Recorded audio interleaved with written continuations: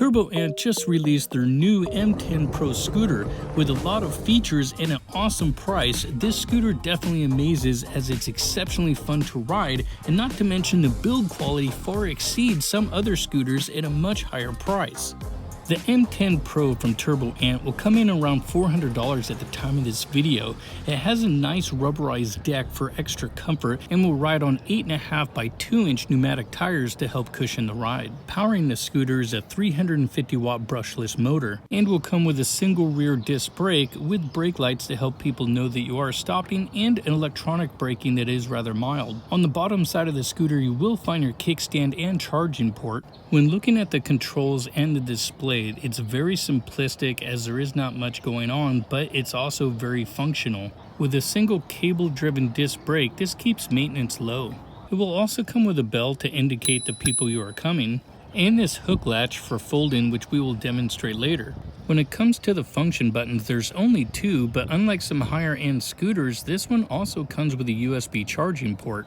To turn on the scooter, you simply press the power button for 2 seconds, and if you want to switch power modes, you simply toggle back and forth between 1 and 2. To toggle on your light, tap the power button again, and this will activate the headlight and also the tail light so people can see you while you are riding in the evening. The TurboAnt does come with a respectable amount of ground clearance for off-road, and it does come with a rear fender, which I do find this maybe being somewhat fragile.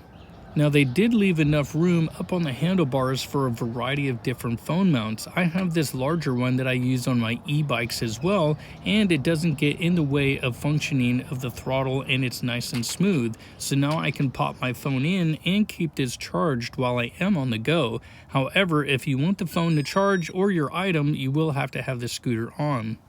The M10 Pro comes in at a lightweight of only 35 pounds, so most people should be able to lift this. It'll come with a few tools like Allen wrenches, but it will also come with an inflator extension. This can be very handy when utilizing certain pumps. Several scooters will come with a very short valve stem, and sometimes you cannot connect a pump depending on the type that you have. This little portable pump that I got from Gulu, this is the one that I use for my scooter or e-bikes, and I also keep it in my small car. This has a lot of different functions on it, and with a single charge, can charge up to 4 tires that are about 16 to 17 inches in diameter.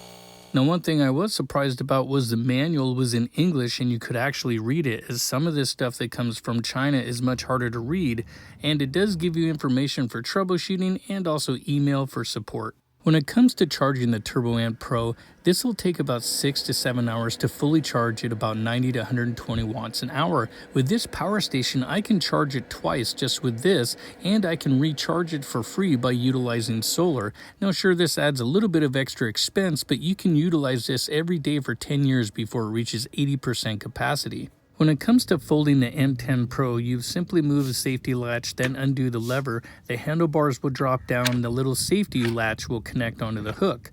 And since this is so small and so light, and being 35 pounds, it's easily to throw into a car for pretty much anybody, and you still have plenty of room left inside this small sedan to carry luggage. And when lifting this up into, say, a pickup truck at only 35 pounds, it won't strain your back.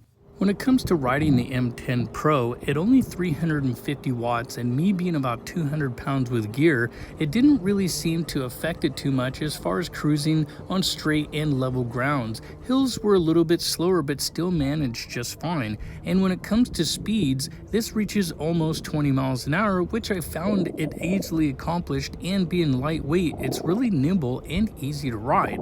Now there are a couple little things I did happen to notice, like the footplate is a little bit smaller if you happen to have larger feet. I wear size 11 shoe and I'm 5'10", and so this ends up being just a little bit skinny if you notice. Now there is a way you can just offset your feet. This makes it a lot easier to ride and gives you a little bit more an aggressive stance. There is another way I typically ride where I'll put my rear foot onto the rear fender, which is more of an aggressive stance. Now I typically will do 3 speed runs to see what the average is. Now one thing I did notice is is that the top speed was a little bit slower than noted, but again, I am a heavier rider. I'm more at the top end of what this actual scooter can handle, and I did notice that consistently the speedometer was off by at least 1 mile an hour, maybe 1.5 depending on the speed. Even at slow speeds, I would see it still consistently about 1 mile per hour off. And again, I never really seemed to hit more than about 18 miles an hour or about 19 on the actual screen of the scooter.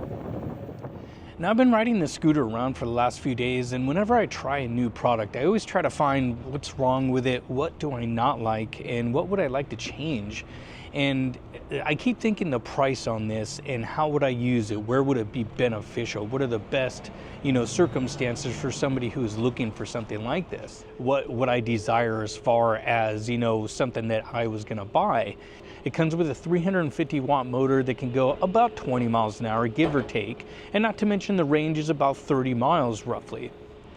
Now, if you want to get nitpicky, I mean, maybe adjustable bars wouldn't be bad for taller riders and shorter riders, or maybe a little bit more torque on the motor for some of the steeper hills, but overall it does a really good job, one, because it is lightweight, being under 40 pounds.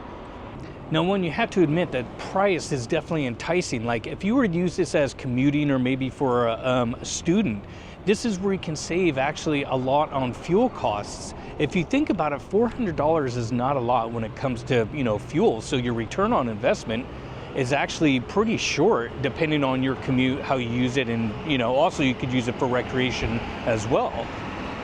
Now, maybe another thing I wouldn't mind seeing is that on the display, there is no way to actually see what your miles are.